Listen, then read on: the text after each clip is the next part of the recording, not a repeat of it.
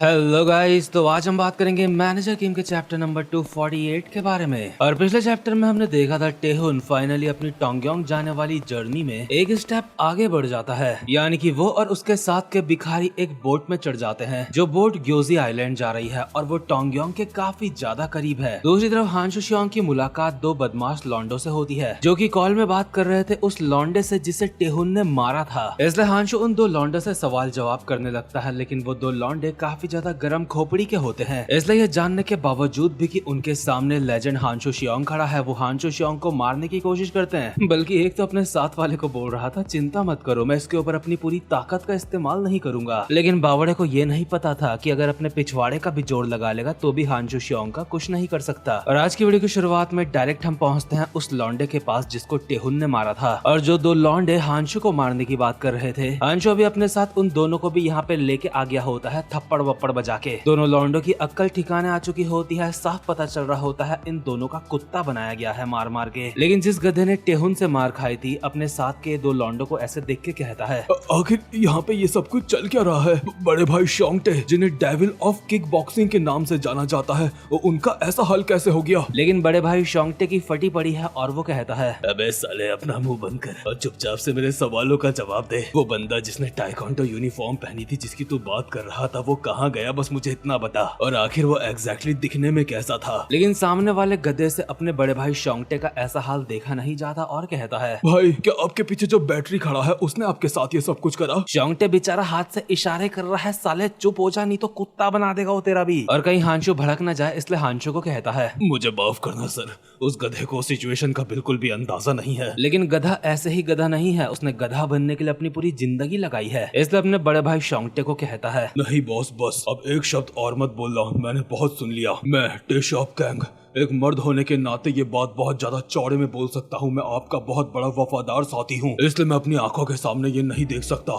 कि ये साले बैटरी ने आपका मार के ऐसा हाल करा है। मुझे नहीं पता इस चस्मू ने आपके साथ कौन सी चाल चली और आपका ऐसा हाल करा, लेकिन आखिर इस साले की हिम्मत कैसे हुई आपके साथ ये करने की? भले ही आप इसे माफ कर दो लेकिन मैं इसे माफ नहीं करूंगा। ये कहते हुए ये गधा बहुत ही गुस्से में हांशु शियोंग के ऊपर एक पंच मारने के लिए आगे बढ़ता है। और इसके बाद जो होना है वो मुझे भी पता है, आप सबको भी पता है, इसलिए मानवा वाले ने दिखाया ही नहीं कि हुआ गया। और हम डायरेक्ट देखते हैं उस बुढ़े के स्ट्रॉबेरी फार्म का सीन जिसने टेहुन लोगों को लिफ्ट दी थी अपनी गाड़ी में। और हांशु उन तीनों गधों को लेके यहाँ पे पहुंच चुका है जो पहले चौड़े हो रहे थे। और बीच वाले मोटे के मुंह का नक्शा थोड़ा सा बिगड़ चुका है, यानी कि बेटे से भी मार खा चुका है, बाप से भी मार खा चुका है। स्ट्रॉबेरी फार्म वाला बुढ़ा मोटे को देखते ही पहचान जाता है, ये तो वही है जिसने रास्ते में मेरी कार का एक्सीडेंट करा था और मुझसे चौड़ा हो रहा था। और उसी वक्त टेहुन ने इस मोटे का कुत्ता बनाया था। लेकिन इतने में ही हांशु शियोंग बुढ़े के पास आता है। बुढ़ा देखते ही हांशु शियोंग को पहचान जाता है और कहता है, हांशु शियोंग आप यहाँ पे क्या कर रहे हो? दरअसल हांशु जिस मोटे को टपलियां मार के यहाँ पे लेके आया है उसके पास इसे इस फार्म का कार्ड मिला था। ये देख के बुढ़ा कहता है, अच्छा ये कार्ड आपको उस इंसान के पास मिला? हाँ उसके साथ मेरा एक्सीडेंट हुआ था। हांशु कहता है, और मैंने सुना था आपने किसी ऐसे बच्चे को लिफ्ट दी थी जिसने टाइकोंडो यूनिफॉर्म पहनी थी, दरअसल उसके बारे में मुझे आपसे कुछ सवाल पूछने हैं। क्या आपको टाइकोंडो यूनिफॉर्म वाले बच्चे के बारे में सवाल पूछने हैं? लेकिन क्यों? दरअसल वो बच्चा मेरा बेटा है। लेकिन बगल में ही मोटा गधा अपने बड़े भाई शोंगटे से कहता है, भाई दर्द तो नहीं हो रहा ज्यादा? लेकिन बड़े भाई शोंगटे का दिमाग इसको देख के पहले ही खराब है, इसलिए इसको एक मुक्का बजाने वाला था। लेकिन दूसरी तरफ बुढ़ा हांशु शियोंग को कहता है, अच्छा आप उसके पिता हो,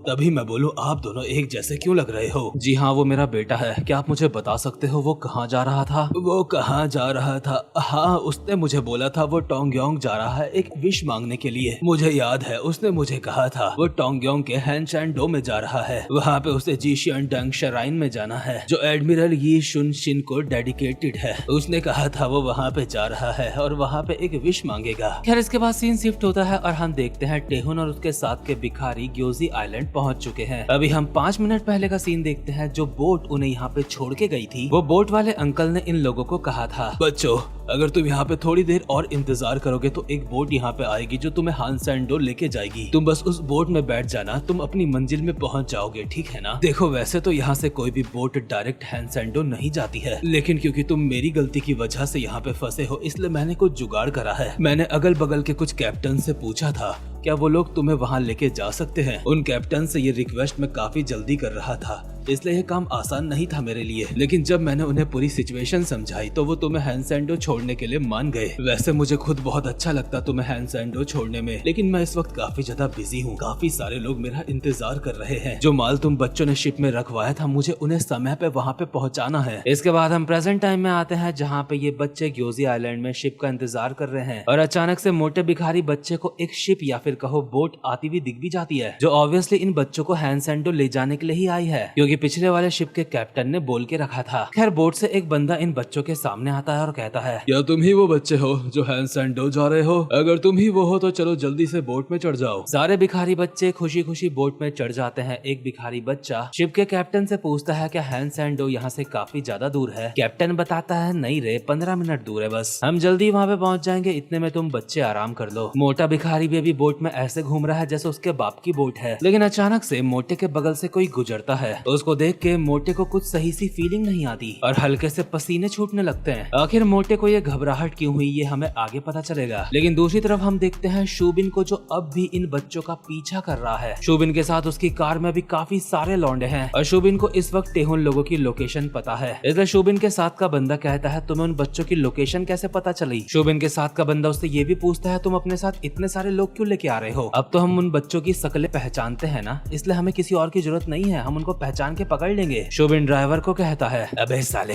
अगर तुझे कुछ पता नहीं है तो अपना मुंह बंद कर। तुझे क्या लगता है मैं यहाँ से इतना दूर टोंगयोंग उन बच्चों को सिर्फ सबक सिखाने के लिए जा रहा हूँ? दरअसल मेरे पास एक प्लान है। वैसे मैं इसको बोलना तो नहीं चाहता था, लेकिन टोंगयोंग वो मेरा होम टाउन है। मैं टोंगयोंग पे पहले जहाँ रहा करता था वहाँ पे एक से बड़े एक हरामी भरे पड़े हैं, लेकिन वहाँ के मैं जिस अनाथ आश्रम में रहा करता था ये बात सच है, मुझे लात मार के वहाँ से निकाल दिया गया था। लेकिन सच कहूँ तो मुझे निकाला नहीं गया था, मेरा दिमाग खराब हो गया था उस जगह से, इसलिए मैं खुद भाग गया। लेकिन उस अनाथ आश्रम के जो मुझसे भी बड़े बच्चे थे वहाँ से निकलने के बाद मुझे पता चला वो भी कुछ ऐसा ही काम कर रहे हैं जैसा मैं करता हूँ। जो थोड़े अच्छे लोग थे वो बोट में फिशिंग का काम कर रहे हैं और जो बुरे लोग थे वो स्मगलिंग कर रहे हैं या फिर ह्यूमन ट्रैफिकिंग कर रहे हैं। अगर मैं वहाँ के बारे में थोड़ी भी जानकारी इकट्ठा करता तो ऐसा हो ही नहीं सकता था कि मैं अपने पुराने जानने वालों से बात न कर पाता। इसका मतलब साफ है सुबिन ने टोंगयोंग में अपने कनेक्शन से बात कर ली है और उन्हें बताया है 4 बच्चे हैंसेंडो में जाने की कोशिश करेंगे। और क्योंकि सुबिन के जानने वाले काफी सारे लोग उस इलाके में हैं, इसलिए सुबिन को पूरा यकीन है वो बच्चे उनसे तो टकराएंगे ही, और जब ऐसा होगा तो सुबिन के लोग उन्हें पकड़ लेंगे। और जिस बोट में टेहुन लोग चढ़े हैं वो सुबिन के जानने वाले ही हैं, इसलिए कहीं न कहीं मोटे भिखारी को डर का एहसास हुआ था बोट में चढ़ के। ये बोट वाले लोग काफी ज्यादा खतरनाक है, इसलिए सुबिन उनके लिए कहता है अगर उन बच्चों के कोई बहुत तगड़े कनेक्शन भी होंगे तो भी वो उन बोट वालों से सामना नहीं कर सकते, क्योंकि वो उन्हें मार के काट के फेंक देंगे। इसके बाद हम प्रेजेंट टाइम में वापस आते हैं जहाँ पे मोटा डर के मारे टेहुन को कहता है बॉस मुझे कुछ गड़बड़ लग रही है। मोटे को पूरा एहसास हो रहा है ये लोग कुछ ठीक नहीं, क्योंकि इन्होंने बहुत ही आसानी से बोट में इन्हें चढ़ने दिया। लेकिन मोटे की अभी इसलिए भी फटी पड़ी है क्योंकि उसके साथ के 2 भिखारी उसे दिख नहीं रहे हैं, इसलिए मोटा बोट के कैप्टन से कहता है वो अंकल बाकी के वो 2 कहाँ गए हमारे साथ के? खैर उन्हें बताया जाता है वो दोनों कहीं बाथरूम में गए हैं और अभी इन सबको अपने सामने एक आइलैंड नजर भी आ जाता है। कैप्टन कहता है हम बस पहुंचने ही वाले हैं। मोटा डरते हुए कहता है हेलो अंकल, क्या वो आइलैंड सच में हैंसेंडो ही है? लेकिन वो तो कोई ऐसा आइलैंड लग रहा है जहाँ पे इंसान नहीं रहते। अंकल जो अभी कुछ देर पहले काफी सही लग रहा था अभी काफी हरामखोर लगने लगता है, यानी कि अंकल ने अपने असली रंग दिखा दिए हैं। वो इन बच्चों को हैंसेंडो लेके नहीं जा रहा है बल्कि किसी ऐसे आइलैंड में लेके जा रहा है जहाँ पे इंसान भी नहीं रहते। अब वहाँ पे ले जाके ये अंकल इन बच्चों की गुद्दी पीटेगा या फिर क्या करेगा ये हमें बाद में पता चलेगा। लेकिन दूसरी तरफ शूबिन अपने साथ के बंदे को कहता है ओए तुझे पता है इस कंट्री में कितने आइलैंड है? क्या आप अचानक से ये सवाल पूछ रहे हो? कम से कम 100 आइलैंड तो होंगे। नहीं, लगभग 3000 आइलैंड है और वो भी सिर्फ वेस्ट और साउथ सीज में। इसीलिए जहाँ पे मैं पहले रहता था वहाँ पे कहा जाता था वो आइलैंड एक ऐसी जगह है जहाँ पे इंसानों का नामो निशान नहीं है, इसलिए इंसानों के पैरों के चलने की आवाज भी वहाँ पे कुत्ते के भौंकने से ज्यादा डरावनी लगती है। वो आइलैंड इतने दूर दराज के आइलैंड है, अगर वहाँ पे कुछ गलत हो भी जाता है तो पुलिस को पता भी नहीं चलेगा। और अभी ऐसे ही एक आइलैंड में टेहुन लोगों को ले जाया जा रहा है। दूसरी तरफ बोट के कैप्टन ने टेहुन लोगों को अपने असली रंग दिखाना शुरू कर दिया है और कहता है अरे वाह मोटे, तू तो काफी ज्यादा चालाक है। अभी मोटे और टेहुन को काफी सारे लोग घेर लेते हैं। मोटा डरते हुए कहता है बॉस अब हम क्या करें? ये काफी सारे लोग हैं। लेकिन टेहुन के मुंह से एक भी आवाज नहीं निकलती, वो थोड़ा सा सीरियस लग रहा है। और मोटा अपने मन में कहता है ये सच में बहुत गलत बात है। इतने बड़े बड़े लोग एलिमेंट्री स्कूल के बच्चों को ऐसे घेर रहे हैं। अगर ऐसा ही चलता रहा तो हम बहुत बड़ी मुसीबत में फंस जाएंगे। लेकिन इतने में ही मोटे को कुछ दिखाई देता है और कहता है, अरे वो क्या है? वहाँ देखो, वहाँ पे कुछ है, वहाँ से कुछ हमारी तरफ आ रहा है। इसके अगले सीन में हम देखते हैं मैनेजर किम को, और हांशु ने फाइनली अब मैनेजर किम को अपनी प्रॉब्लम बता दी है। हांशु कहता है, वो पहले मैं सोच रहा था कि मैं इसको अकेले हैंडल कर लूंगा, लेकिन जितना मैंने सोचा था सिचुएशन उससे ज्यादा खराब होती जा रही है। क्या तुम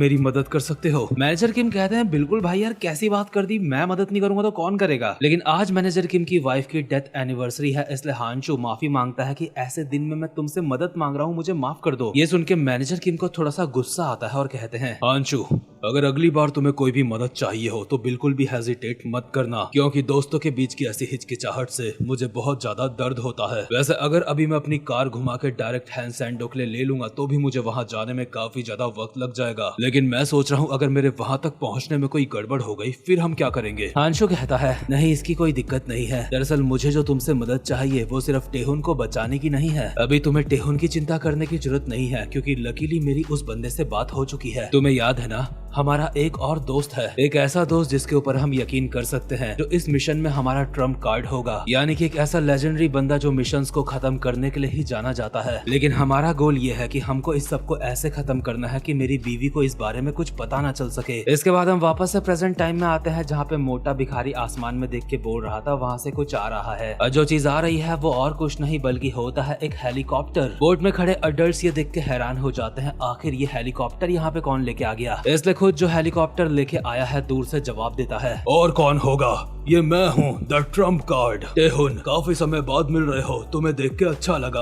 ऑलराइट देन, तो कैसा रहेगा तुम इस बूढ़े से थोड़ी बहुत बातें कर लो। और जिनचौल पार्क हेलीकॉप्टर के अंदर किसी को कहता है, मुझे एक गन लाके दो। यानी कि जिनचौल पार्क कुछ तो तूफानी करने वाला है। वैसे भी जिनचौल जहाँ भी जाता है तूफानी करे बिना रह नहीं पाता। वैसे ये चैप्टर तो यहीं पे खत्म हो चुका है, लेकिन मैं बहुत जरूरी बात करना चाहता हूँ। अपने कुछ भाई लोग कमेंट्स में बोल रहे थे कि मैनेजर किम का जो लाइव एक्शन आया है उसका मैं रिव्यू करूँ। देखो, उस लाइव एक्शन में मुझे सब कुछ सही लगा, ऐसी कोई बड़ी दिक्कत उसमें है नहीं, लेकिन बस एक ही दिक्कत लगी है मुझे उसमें, और वो है जिनचौल पार्क। जिनचौल पार्क को गोलू मोलू सा बना दिया उसमें। जिनचौल पार्क की हाइट लाइव एक्शन में मैनेजर किम से भी कम है, लेकिन मानवा में जिनचौल की हाइट हांशु से भी ज्यादा है और मैनेजर किम से भी ज्यादा है। जिनचौल एक मस्कुलर ऑरा वाला बंदा है, लेकिन लाइव एक्शन में जिनचौल ऐसा लग रहा है जैसे कोई थुलथुला सा छोटा सा आदमी होगा जिसने जिंदगी भर बस मोमोज खाए हैं। यार यही था मेरा उसका रिव्यू, क्योंकि मैंने मैनेजर किम लाइव एक्शन के सिर्फ 2 ही एपिसोड देखे हैं अब तक। बाकी अब मैं मिलता हूँ आपसे अपनी नेक्स्ट वीडियो में, तब तक के लिए मजे करो।